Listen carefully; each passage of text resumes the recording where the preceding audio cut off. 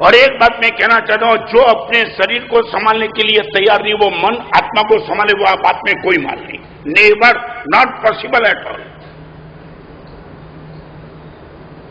करीबन 40 जितने लड़के को मैं कैंसर में सुना के आया हूं, 40 लड़के को ऑन द एज ऑफ 24। एक बार गया था बॉम्बे हॉस्पिटल में, एक लड़के ने मुझे बता दिया, महाराज साहब मेरा मित्र कैंसर के लास्ट स्टेज में है, करीबन 1-2 दिन शायद होगा, आप महाराज साहब वहां चलेंगे मंगलिक सुनाने के लिए।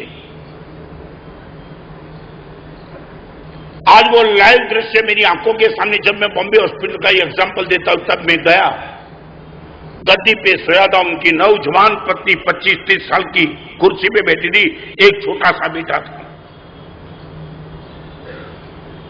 धर्मलाभ की आवाज लेकर के अंदर गया और वो बहन ने मुझे देखा, महाराज साहब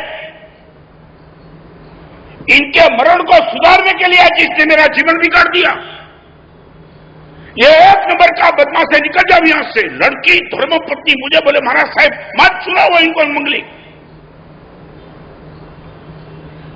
वो लड़का रो रहा था गद्दी पे बैठे बैठे, हाथ जोड़ के, महाराज साहब मेरी पत्नी को कुछ बोलना नहीं। महाराज साहब नहीं बोलना इनको, शादी करने के पहले भी वो गुटखा खाता, उसको मरना था तो मेरे साथ शादी क्यों कर ली उसने। महाराज साहब 25 साल की नौजवान वय में, महाराज साहब ये पति जाने के बाद मेरे सौभाग्य को संभालना कैसे। अरे ये लड़के ने क्या अपराध किया, रमन साहब निकल जाओ यहां से।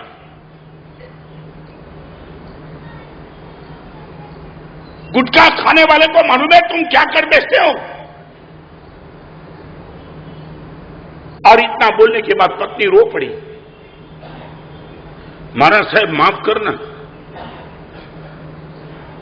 मगर महाराज साहब 2 साल के प्यारे बेटे को देखो, महाराज साहब वो कहां जाएगा, बिना बाप बनने के बाद जाएगा कहां, और मैं कहां जाऊंगी। महाराज साहब जिसने मेरे जीवन को, मेरे पूरे परिवार को खत्म कर दिया, तहस नहस कर दिया, इनके माँ बाप को महाराज साहब खत्म कर दिया, वो आदमी को अंतिम समय में महाराज साहब बनने के बाद अच्छी जगह जाए, और इनके लिए किसने बुलाया आपको। मैं बोला बहन जो हो सा हुआ सो हुआ। इनके सामने देख वो खुद रो रहा है, महाराज साहब वो रो रहा है, ठीक है आप सुना दो इनको। मगर वो बहन ने, जब मैंने मंगलिक सुना दिया, आवाज के डाल दिया और लास्ट में जाता था, बहन ने हाथ जोड़ के मुझे विनती की, महाराज साहब एक विनती आपको कहना चाहती हूं। सुना है आपके प्रवचन में यंग जनरेशन बहुत आती है, और महाराज साहब वो भी सुना कि यंग लड़के आपके पीछे दीवाने हैं।